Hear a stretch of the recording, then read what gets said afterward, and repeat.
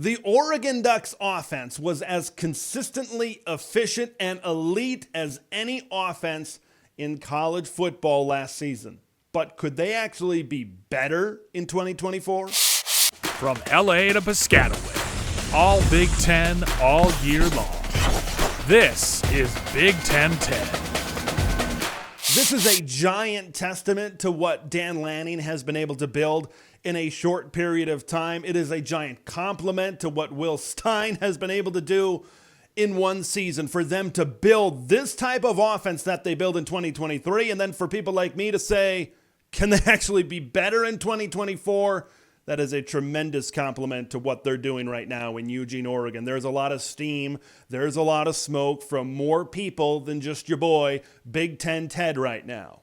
There is a lot of hype going into 2024 for the Oregon Ducks.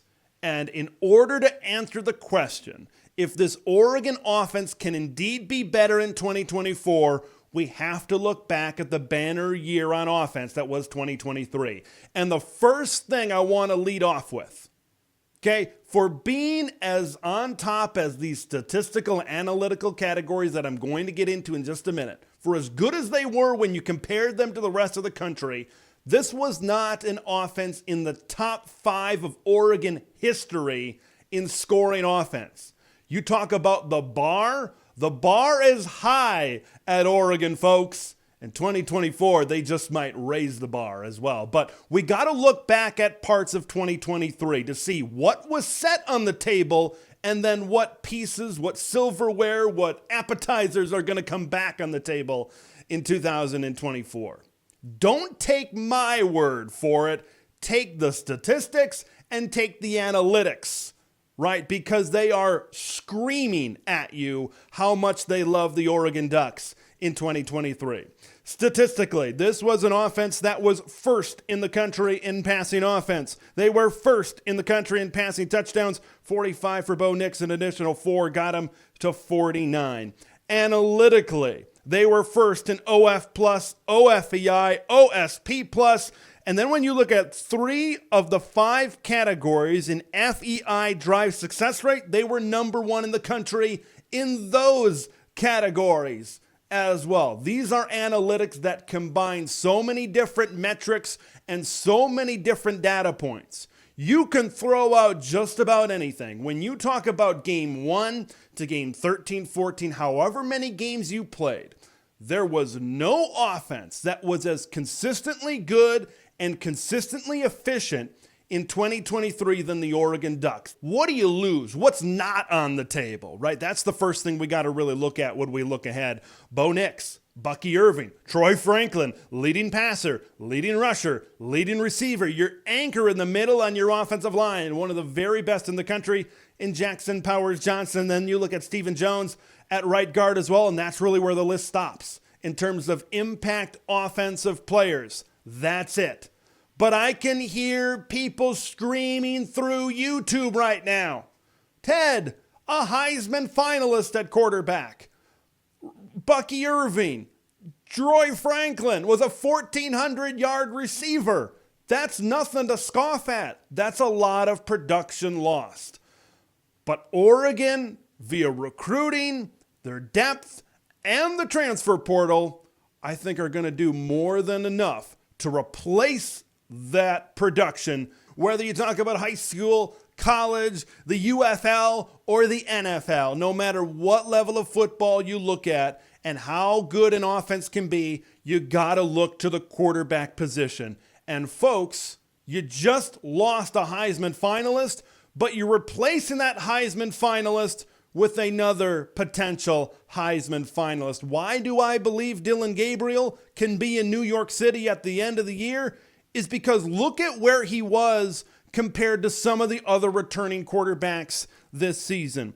Gabriel is the returning leader in the Power 4 in touchdown passes for next season. He's the 3rd returning leader in passing yards, behind only Carson Beck and Cam Ward, 3rd in passing efficiency as well. There were some group of 5 quarterbacks sprinkled in there as well. But when you factor in quarterbacks from the Big Ten, from the SEC, from the ACC, and the Big 12, there are very few quarterbacks better than Dillon Gabriel. I believe he is going to be in an offense that has more weapons than he had at Oklahoma or UCF. He's going to be in the best possible situation with the best possible coaching. What Will Stein has been able to do in a short period of time in his young coaching career really stands above a lot of other coaches. Stein is one of the very best coordinators in college football. Remember that year at UTSA in 2022 where he was the offensive coordinator? They won 11 games. Frank Harris threw for over 4,000 yards and 32 touchdowns. 13th in the country in passing offense. Oh, and then he moves on to Oregon, and all he does is coordinate the top offense in college football. You combine Will Stein and what's already being laid for Oregon to the one of the best returning quarterbacks in the country in Dillon Gabriel, that's a match that could maybe elevate the Ducks. You gotta build a great offensive line to succeed in the Big Ten. Although Oregon loses one of the best interior offensive linemen in the country, this is an offensive line that as a whole was one of the best in college football. And they return 3 starters. I think that's a bigger deal than people are giving it credit for. Look, there's a lot of talent returning at the skill position, but this Oregon offense last year might not achieve the heights that they did if they didn't have as good of pass protection as they did, if they didn't have as good of run blocking as they did. It all starts up front. Yes, you lose Troy Franklin. Statistically, one of the best receivers in college football last season. But you bring back Tez Johnson, a 1,000-yard, 10-touchdown type of guy, and I think he's going to be right on that level, considering what this offense is going to bring back and what they're going to look like with their additions in 2024. How about the transfer from Texas A&M, Evan Stewart? When you look at top impact transfers, maybe outside of the quarterback position, I believe anywhere in college football, Evan Stewart stands out as maybe one of those guys that could make as big of impact as any. When you talk and you look through this roster, who can replace the production of Troy Franklin? In my humble opinion, I believe that can be Evan Stewart. When I look at the wide receiving core, you don't stop at Tez Johnson and you don't stop at Evan Stewart, because I believe that this wide receiver group is deeper, and I believe even though they lose Troy Franklin, who is a fantastic talent and had a fantastic season in 2023, I believe this Oregon wide receiver room is deeper in 24 and maybe more talented as a whole in 24 than it was in 23. And I think if Oregon is really going to take a step up into that next stratosphere and be a better offense in 24, the run game is going to be a pretty big part of it. I thought when Bucky Irving was kind of banged up towards the end of the 23 season that Jordan James really emerged, and you saw how talented Jordan James can become as an RB1. Noah Whittington was injured this last season. He had a pretty good 2022. That's going to be your 1-2 punch. I believe this 1-2 punch may be as good or better than that 1-2 punch in 2023. The balance of the Oregon offense is going to be key. If you have the thought in your mind, well, Oregon was first in the country statistically in a lot of categories on offense. They were first analytically, right, and a lot of these data points on offense as well. I just don't know if they can take that step up on the offensive side of the ball. You need to get that negativity out of your head. Because what I've been able to outline of what they're replacing their departures with and what they have returning, this is an Oregon offense that can and will be one of the best offenses in college football in 24. But if they want to take that step up, here's what they need to do. Here are the boxes that they need to check. I think this is an offense, if they need to add certain parts to their game that maybe they didn't have in 23. Let's start first with the deep ball, right? We talked about Bo Nix completing a lot of passes due to that short and that medium pass game. There's nothing wrong with that. But I think if they want to take a step up, hitting those big plays on Big Ten secondaries through the air is going to be a big-time key. Bringing in Evan Stewart, bringing in Dillon Gabriel, where when you watch his film at Oklahoma, this guy can throw a very pretty deep ball.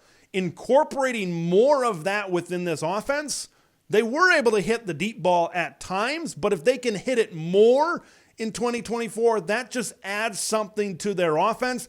That just adds something that Big Ten defenses really need to keep an eye on more of, that maybe that they didn't show as much of on film in 2023. But I believe they have the personnel to really hit home runs in that category of the deep ball next season. And I want to look at the run game. Noah Whittington really sticks out to me. If he can step up, right, and kind of come off from injury, being what he was in 2022, this Oregon offense will have as good a 1-2 punch at running back as there is in college football. And then plug in those holes on the offensive line. This was a tremendous group, but if they can't plug some of those holes, and there are some weak points on this offensive line, and that's not as good, then that's going to affect the rest of this offense.